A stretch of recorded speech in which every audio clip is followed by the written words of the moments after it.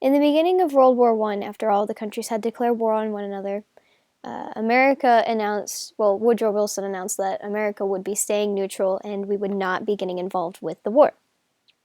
Of course, uh, this didn't affect, for the most part, how they all fought, but when Germany fired at a passenger ship and 128 Americans were killed, it kind of changes the American public opinion slightly to where they were like, oh, maybe we will, be affected by this.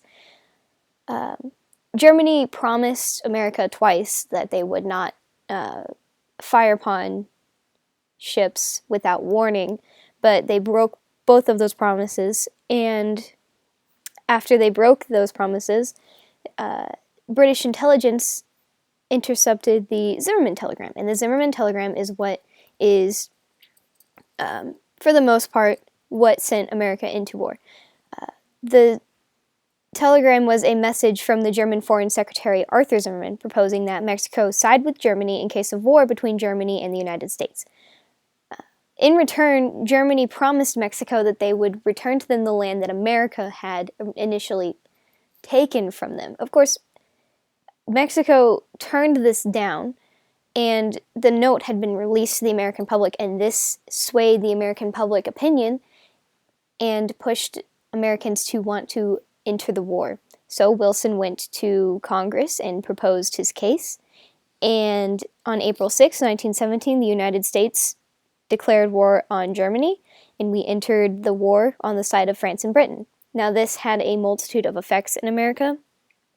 It increased our industrialization. We had to put out more of pretty much everything to support having an army. We had to expand our army. We had a shipbuilding program that was initialized, and it's opened up a bunch of jobs, but our men were being drafted. So what had to happen?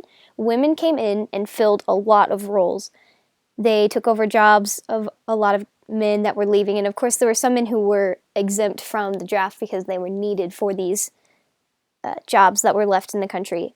As jobs were affected, so was like rations. People didn't necessarily have. The United States didn't say, oh, we're going to ration this, but they did say, let's save as much of this as we can so we can send more over to our troops. Training for troops was subpar at best because the front line was so lacking, and our allies were in desperate need of pretty much just bodies, people to be out there, that a lot of men were just drafted, sent through basic training, and sent. And they weren't, in the country for very long before they were sent off to war. Well, a lot of people continued to support the war. There were, of course, some people who didn't support it, some organizations that didn't support it, but for the most part, a lot of people were for the war. So the country had a big increase in industrialization. There was a lot more factories, economics improved, and when the end of the war did eventually come and the Big Four made their decisions and the treaties were signed, America was left with a lot of rather good effects. Of course, war itself is not good, but America hadn't had their factories destroyed in war like all of the European countries. They had a chance to become an industrial leader because all of the other countries that they typically would compete with had been destroyed. Of course, Great Britain hadn't felt much of that hit, but France and Germany and all the countries that this took place in, they had massive destruction. And when the war ended and the 20s came, there was a lot of consumerism, and so America had basically been handed this easy, I want to say easy, but this stepping stone into a world power position because all of their competition had been knocked down many pegs.